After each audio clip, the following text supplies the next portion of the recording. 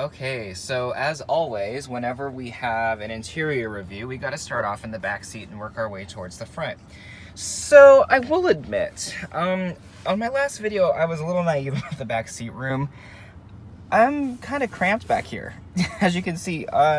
So it's not necessarily the best thing. I thought it would be a little bit better, but we'll go ahead and talk about it. So the first thing is we're going to talk about how ultimately this interior kind of draws the young crowd in a cheap manner, but it does it effectively. So we're going to talk about that and ultimately talk about a few features that I noticed actually as I was getting out of the car and I forgot to mention. So the first thing we're going to talk about is ultimately the back, and we'll move our way towards the front. So the back seats, although they are pretty cramped, they're actually not too uncomfortable. I noticed that the seats in this car are are not plush. They're actually pretty firm in terms of their comfort, so they could get harder and harder over time, and ultimately it would get a little bit more uncomfortable on your back. But going into the door panel here, you notice that the door panel is pretty hard touch plastics all the way around, up to and including the base of the window. And like I said, this is ultimately to gear towards the younger crowd and keep the cost of the car lower, because the cost of the cars are going to keep going up and up and up. And as you can see here, it's not very padded in terms of where my knees are at. They tried to make room on the forward seat, but as you can see, my knees are still hitting it. I sit at 5'10", so ultimately I'm up here pretty comfortably. However, back here, my passengers may not like me. I do have cargo nets here for both the driver and the passenger seat. And ultimately, in my Elantra, the cup holders actually come out down here. In this Kona, they actually are present on the center armrest. So I'm kind of happy that they have that feature, just because I always think the plastic on mine is going to break. But as you can see here, that is a full shot of the door panel. So basically, like I said, everything's kind of hidden, but at the same time, it's actually rather nice. It gives you sort of a you know, young feel, young looking vehicle. So that was something that I was pretty fond of. So I'm gonna try to attempt to get out of here without dropping the camera, but it's definitely very crowded in the back. It kind of reminds me of my dad's accent, which I can't stand that car. Okay, let's try this here. Mother of God, Lee. Like, this car must have been built for people that are not 5'10". Okay, hold on. Just full of bloopers, aren't I? Okay, here we go. So this is actually the exterior shot of the car, and as you can see, it's pretty aesthetically pleasing. It's not necessarily the prettiest, but at the same time, it's not ugly. This wheel spokes actually are pretty good in terms of their dullness. I'm trying to find the right word for it, but if you look at the new Elantra, it has spoked out the yin-yang, and it's just too much for me. So it's definitely something that I'm glad that Hyundai didn't do for the Kona.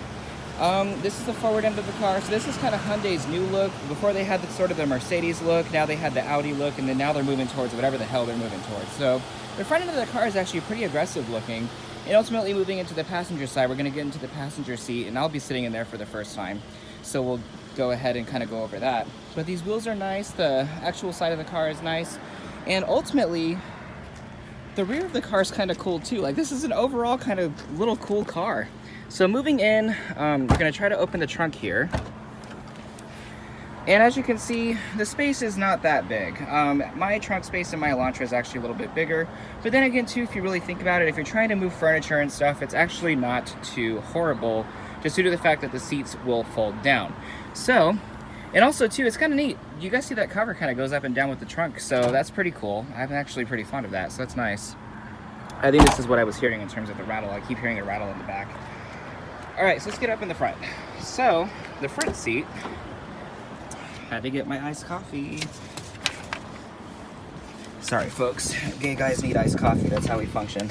So let's move into the front seat of the car, and we will talk about ultimately sort of how the front seat differs from the back, I guess. So as you can see here, whoa, much more legroom. It's actually way better. And the door panel, again, is pretty hard to the touch here, but I did notice that the window has auto up and down functions, so it's definitely something that I'm fond of due to the fact that my Elantra lacks that feature.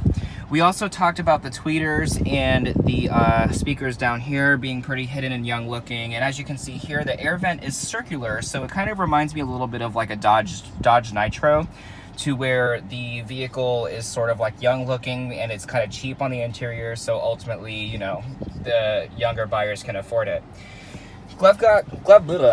Can't speak English. Glove box here does not fall down and slap your knees, so that's actually pretty nice there.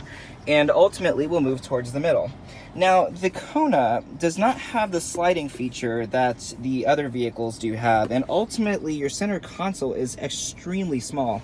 The one thing I did notice about this vehicle is you are lacking a lot of storage space, whereas my car here, this whole thing is covered, but it does have a little bit of a pocket there to kind of meet your needs. The cup holders, though, are sufficient. Like I said, it can fit my iced coffee and ultimately, you know, a few other things here and there. This car, I do actually have sort of like a hill thing going on over here. Downhill brake control. So basically, I don't even know what that feature does. I'm assuming it controls you going downhill. Maybe it downshifts the transmission. I'm not quite sure. I did notice, however, that the seats are heated in the front, so that's actually kind of a neat feature, especially for a car within this price range. And the gear shifter is actually kind of cool. I do appreciate Hyundai's and other vehicles using the shift boots, which actually it keeps you from spilling things into your gearbox. Well, we're not going to talk about what my fiance did to his Subaru, but whatever. Again, I'm able to change the drive modes just by this button, and even then, if you look at it, you wouldn't think this is initially an automatic, just kind of how the gear shifter is shaped. I personally would want to drive a stick shift one of these if I were to ever buy it, just because it just seems like it would be a lot of fun to drive. You do have 2 power outlets there, an aux cord, and ultimately your USB port, which connects actually to Apple CarPlay. And my phone is not connected right now, but I'm able to do Android Auto and Apple CarPlay. So it's the same features that my Elantra has, and ultimately I'm able to set up the infotainment system. AC controls, again, are very basic. As you can see here, it's on, and ultimately I have 4 fan speeds. The temperature gauge is actually all the way over to the left, and it's hitting my feet and my face, but now I'm just having it on the face, and it's ultimately a lot more powerful. If you do notice also, it does not have max AC. It does, I'm just kidding. It has max AC here. It's hidden on the temperature gauge. I'm sorry. I'm messing up all kinds of things today, aren't I? But ultimately, I think on this vehicle, though, it changes from going to the feet and the face. You're allowed to actually switch it over to just the face. So that's actually kind of cool there. Maybe on my car you can change it, I'm not quite sure.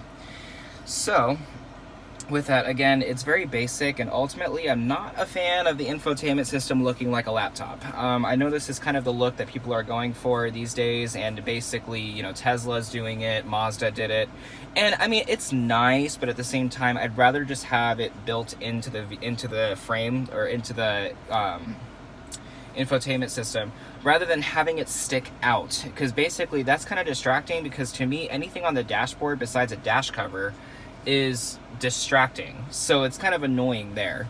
But as you can see here, you know, very basic controls. You're able to set it up, connect your phone, go home, media, radio, see your tracks, and ultimately your volume and tune buttons are there, so that's actually kind of neat. Windshield wiper controls are actually behind the steering wheel here, and you ultimately are allowed to change the intervals, and ultimately you can change the speeds. So kind of nice there. Cruise controls, same thing as you would see on the Elantra, as well as your modes here. Your mode actually changes the radio. So like I said, you only have 2 drive modes. You don't have normal, and you don't have, you don't have eco, but you have normal and sport. So again, your Bluetooth controls here, but you notice they're not green and red. They actually kind of hid those into the steering wheel. So this is one thing about this car, is that it hides a lot of features that you're not necessarily looking for. Over here, we've got our blind spot monitoring and ultimately our traction control buttons. And as you can see here, this is where it proves auto up and down for the windows, and your basic window controls there, as well as your mirrors. So this car, does it have a lot? No, but it's actually nice. Like, it's not necessarily awful. It's just one of those things where you know you're buying a Kona, and you know you're buying a Hyundai. You can't expect anything luxurious. This is more of a car that's going to be kind of a fun one to drive. Versus, let's say, you know, you get the Genesis and you want luxury, or you know, you get something along the lines of a like even a Charger, or even a turbocharged Honda Accord. You kind of had to expect it a little bit more in terms of that luxury, faster feel. This car is not fast by any means, but it's fun. You do also have vanity lights and mirrors up here on the Elantra. It actually does not have this. That's actually kind of cool, because ultimately I have to rely on these lights to perform the same functions that these can. So with that, as you can see, the car is nice. Is it the best car? No, not by any means, but it's actually pretty cool. Like I said, it's fun to drive, it's responsive, it definitely gets out of its own way when you need it to, so not necessarily something that's too painfully awful, but at the same time, it's not too painfully good. It's kind of like that mix in the middle, but again, you know, it's a cheaper car, what do you expect? So with that, I'm going to go ahead and let you guys go, and I'm going to unfortunately have to return this car. So I'm actually kind of upset. I don't want to return it yet, but I'm going to have to. So with that, you guys, I will go ahead and catch you later, and we will go from there. I forgot to mention this car has push button start, so there you go. And that's about it. Thanks.